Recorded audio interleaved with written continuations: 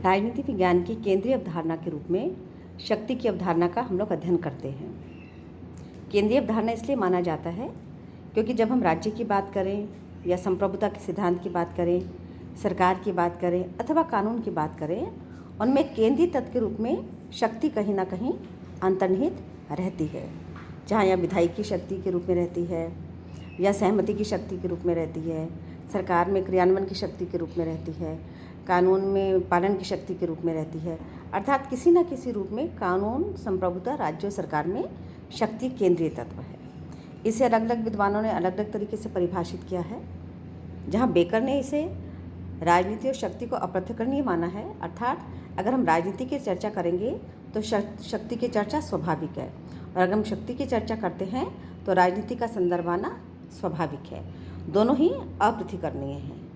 जबकि कैटलिन लासर मानते हैं कि शक्ति का विज्ञान है। जिस प्रकार से विज्ञान को समझने के लिए एक तार्किक पद्धति की आवश्यकता होती है, ठीक उसी प्रकार शक्ति की अवधारणा को समझने के लिए हमें एक विशेष पद्धति या तार्किक पद्धति के द्वारा ही उसका एनालिसिस किया जाना संभव है। कौटिल्य ने इसे बिल्कुल भिन्न रूप में स्पष्ट किया। कौटिल्य ने माना कि समस्त सांसारिक जीवन का मूल आधार शक्ति ही है। कहीं ये अर्थ शक्ति है, कहीं ये राज शक्ति है, कहीं ये धर्म शक्ति है, लेकिन कहीं ना कहीं इसका प्रभाव पूरे सांसारिक जीवन में अलग अलग रूपों में निहित रहता है। सामान्य तौर पर शक्ति को, प्रभाव को और सत्ता को समानार्थक मान लिया जाता है, पर राजनीति विज्ञान के विद्यार्थी के लिए इनमें स्पष्ट अंतर होना, इनका स्पष्ट विच्छेद होना और इनका अलग अलग मूल्यांकन किया जाना अधिक आवश्यक हो जाता है। शक्ति के दो तत्व होते हैं, एक तो वो जो नियंत्रण करता है, दूसरा वो जो नियंत्रित होता है। अर्थात जो नियंत्रित करता है वो अपनी शक्ति का प्रयोग उसके ऊपर करता है जिसको उसे नियंत्रित करना होता है। कैसे करता है? 3 तरीके से करता है। एक तो नियंत्रित करने की क्षमता, एक निर्देशित करने की क्षमता, और एक नियंत्रित और निर्देशित करने की क्षमता के पश्चात में उसके पालन करने की क्षमता का प्रभाव देखने की लिए भी शक्ति का प्रयोग किया जाता है। लेकिन शक्ति से प्रभाव भिन्न है। क्यों? क्योंकि शक्ति में जहाँ 2 तत्व होते हैं, आपको 2 पक्ष दिखाई देते हैं और दृश्य भी होते हैं, वहीं दूसरी ओर प्रभाव दृश्य और अदृश्य दोनों हो सकता है। जब दोनों हो सकता है तो कैसा होगा? जब अदृश्य होगा तो प्रभाव कैसा होगा? सीमाहीन होगा, कालहीन होगा, समयहीन होगा। प्रभाव के अनुरूप आचरण करना अदृश्य हो सकता है, लेकिन शक्ति के अनुरूप आचरण जो भी किया जाएगा उसका स्पष्ट परिलक्षण प्रतीत होता है।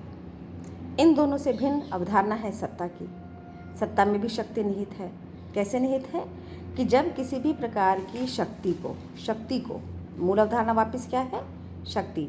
जब किसी भी प्रकार की शक्ति को औचित्यपूर्णता प्राप्त हो जाती है, उसको लेजिटिमेसी मिल जाती है, उसको वैध मान लिया जाता है, उसको कानूनी आधार मिल जाता है, उसको जन सहमति मिल जाती है, तो वही शक्ति क्या हो जाती है? औचित्यपूर्ण हो जाती है, वैध हो जाती है। और जो औचित्यपूर्ण शक्ति, वैध शक्ति होती है, उसको ही क्या बोला जाता है? सत्ता बोला जाता है।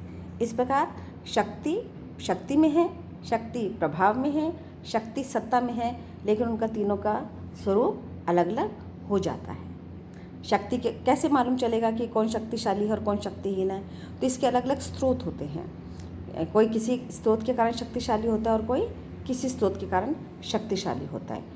स्रोत धन हो सकता है, स्रोत ज्ञान हो सकता है, स्रोत किसी विशेषज्ञता हो सकती है, तकनीक हो सकती है, सामाजिक संबंध हो सकते हैं। और इन संबंधों के आधार पर कोई भी व्यक्ति दूसरे व्यक्ति को धन, ज्ञान, विशेषज्ञता, सामाजिक संबंध के आधार पर दूसरे के ऊपर या दूसरे समूह के ऊपर या दूसरे पक्ष के ऊपर अपना नियंत्रण स्थापित करने का प्रयास करता है।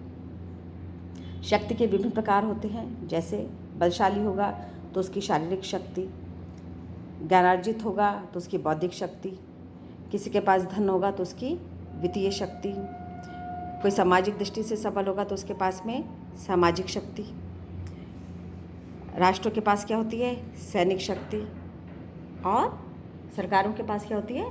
राजनीतिक शक्ति। इस प्रकार की सब शक्तियों का प्रयोग करके हम शक्ति की अवधारणा का एक समुचित विश्लेषण राजनीति विज्ञान के प्रथम वर्ष के विद्यार्थियों के सामने करने का प्रयास करते हैं।